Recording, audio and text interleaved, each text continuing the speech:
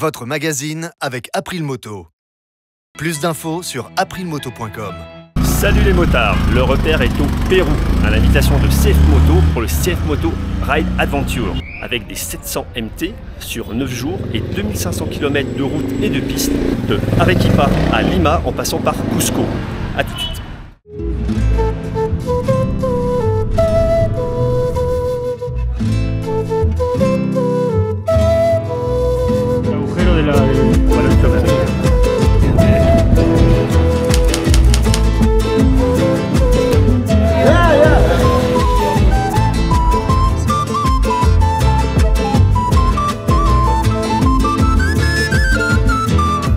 Salut les motards, journée 7, on est à Andahuelas, nous avons donc passé la nuit et nous allons à Ayacucho, c'est au nord-ouest, 244 km pour cette journée, essentiellement de route, au travers de montagnes moyennes. Alors tout est relatif, montagne moyenne ça veut dire qu'on va avoir une altitude moyenne de 3333 mètres avec un plus haut à 4000, quasiment 4200, donc c'est pour vous dire un petit peu la relativité des choses quand on est dans ce grand pays. Voilà, certainement de très beaux paysages, un très beau temps, donc un très bon coup de moto encore aujourd'hui. A tout à l'heure. Voilà, c'est la ville d'Andahuelas. Alors il faut se méfier de la circulation au Pérou. Voilà, par exemple, là on ne sait pas trop où on en est. Et puis j'ai calé. Ah bah oui, ça va être bien.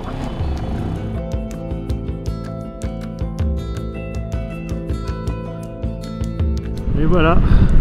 Au-dessus du col, on débouche sur des sommets plus hauts. On est à 3900, je sais plus combien, 87 ou un truc comme ça. J'aime beaucoup ces petits nuages qui flottent à flanc de colline, flanc de montagne d'ailleurs. Voilà, il y a beaucoup de glissements de terrain comme ça ici. C'est depuis 2 jours, c'est récurrent. On trouve ces coulées plus ou moins importantes qui soulèvent parfois la route.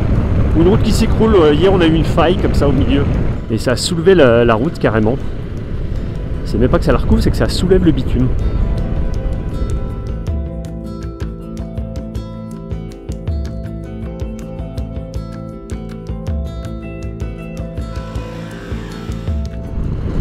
Et voilà la lande dont je vous ai parlé. Là on est vraiment sur un haut plateau, 4100 mètres avant Lima. On va retrouver des montagnes derrière, puis de nouveau une belle descente sur Ayacucho, où l'on se dirige. Maintenant ça doit être à moins de 80 km.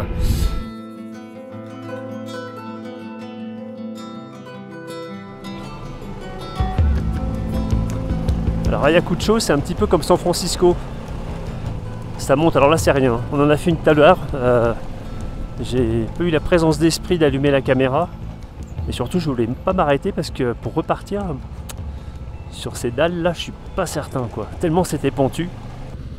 Donc là on domine la ville d'Ayacucho. Voilà, vous pouvez voir en bas. Donc là on se balade dans la ville d'Ayacucho. Hop, l'autre côté de la porte. Voilà, c'est la ville où on s'arrête ce soir. Ça change de ce qu'on a traversé auparavant. Ça fait plaisir de revoir une ville péruvienne où il y a un peu d'histoire, où il y a quelque chose, il y a des bâtiments qui se tiennent et pas juste des amoncellements de briques et de béton armé.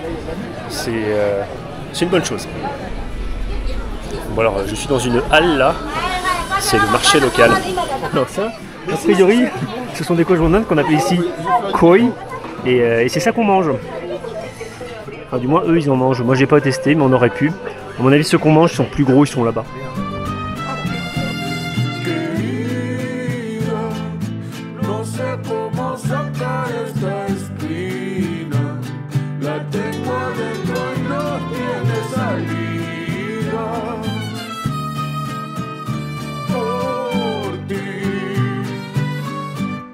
Quand même un petit bout d'alpaga. Alors lui, il mange de l'alpaga, alors que moi j'ai déclaré l'alpaga comme étant l'animal fétiche de ce ride.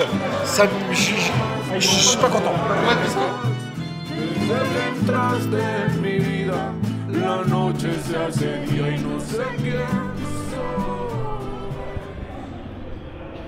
Bon, on a un très chouette hôtel aujourd'hui à Ayacucho. Ça fait une vraie différence avec ce qu'on a eu les jours précédents. C'était plutôt des petites pensions, des trucs comme ça, ce qui était bien aussi, hein, mais quand même beaucoup plus sommaire.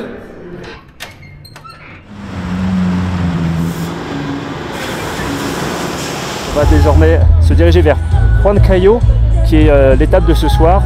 257 km, route majoritairement, je crois qu'il y a peut-être un peu de piste. Voilà, donc c'est une moto de plus sans plaque avec le support qui s'est cassé avec les vibrations.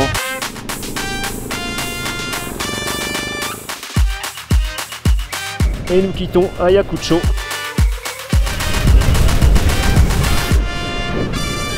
Ça paraît très aride là ici. Bon, voilà une belle porte d'entrée dans la ville.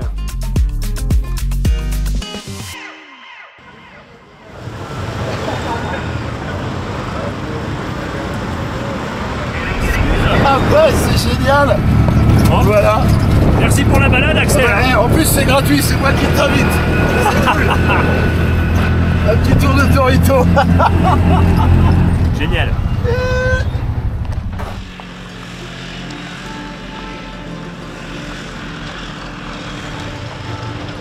Che mamá divina.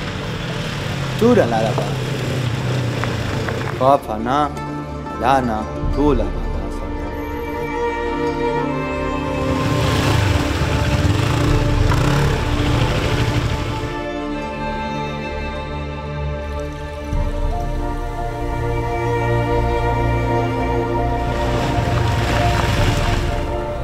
Voilà. Magnifique ça. Est-ce que c'est pas magnifique?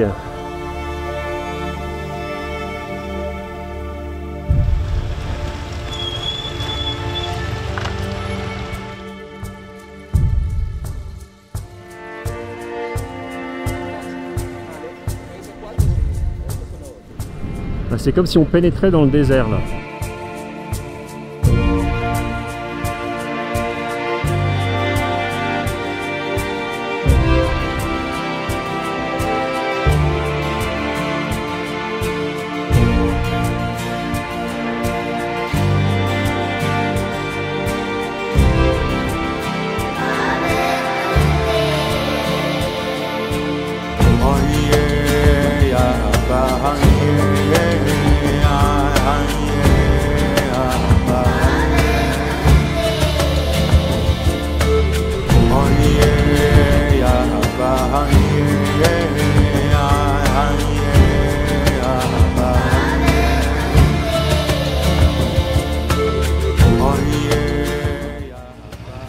Alors on s'est arrêté sur cette route en mauvais état, presque de la piste, parce qu'on n'a pas eu de chance. En fait le 4x4 qu'on utilise avec la remorque, ils ont eu un petit souci là, pour éviter un camion.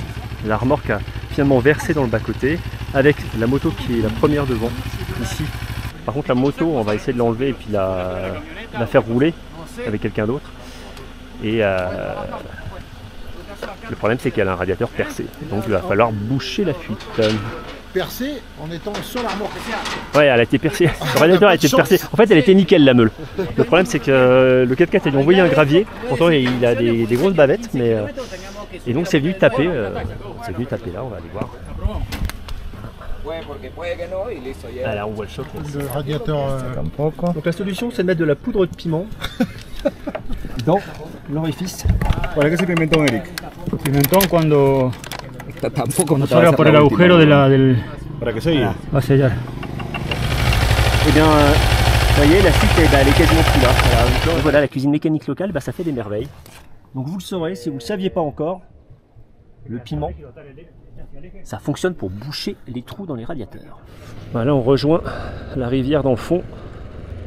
Bon, je viens de me faire un petit accident avec une estafette qui a failli m'envoyer dans le ravin 10-15 mètres plus bas.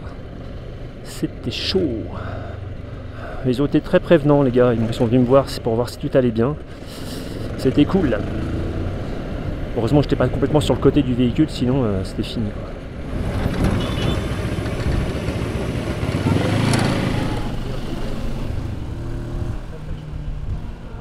Donc là on est dans une rue hyper commerçante. Et on est un peu fatigué par les 10 heures. Ouais, 10-11 heures de route aujourd'hui dans des conditions qui étaient compliquées. Voilà. Ah bah là c'est la fin, c'est vraiment le dernier carat. Ok, on met ça. Attention, apunte, fuego.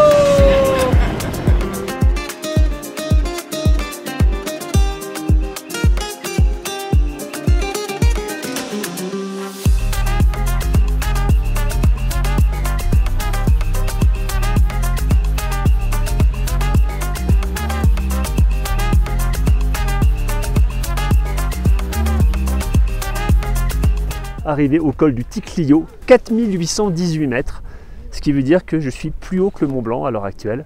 C'est quand même pas mal. Une performance assez facile à faire, hein, puisque c'était en moto. Et alors, la particularité de ce col, c'est d'être le col ferroviaire le plus haut du monde. Ouais, alors, j'ai pas vu de train, moi. Moi non plus, j'ai pas vu de rail non plus d'ailleurs. Mais... Un col ferroviaire, on n'a rien vu. je pense qu'il doit passer un petit peu plus bas les rails. Ouais. Et t'as vu à quel point on s'habitue? Oui, l'altitude, il y a 10 jours, on était à 4009, 4005. On était flingués. Ouais, et là, à l'Ocrate, là c'est fini. Là, c'est voilà. fini. Alors voilà, désormais, on va plus faire que descendre vers Lima. On va quitter les montagnes. Si magnifique ici. Et on va perdre donc 4818 mètres.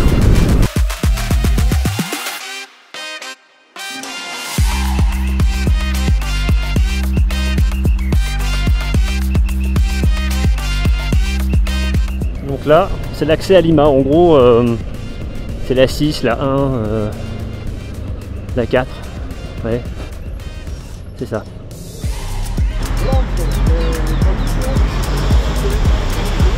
Voilà, donc, Qu'est-ce qui se passe? alors qu'est-ce qui se passe? Écoute, c'est la deuxième fois qu'on est arrêté par les flics locaux. Mais non, là, on va en pas faire 20 mètres.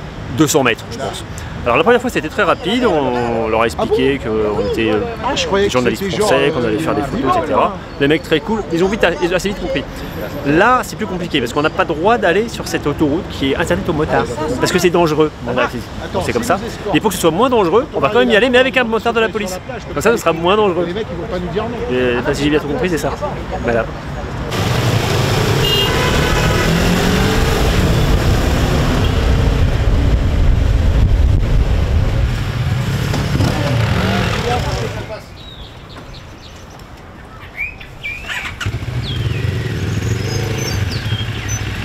On vient d'arriver à Lima, on n'a pas le droit d'aller sur la plage hélas, on aurait bien aimé vous faire un petit plan plus sympa. Mais voilà ce qu'il y a derrière moi, le dernier rayon du soleil. Là-bas tout au fond c'est vraiment le dernier éclat. Voilà, donc nous sommes arrivés à Lima au terme de notre périple de 9 jours et 2500 km.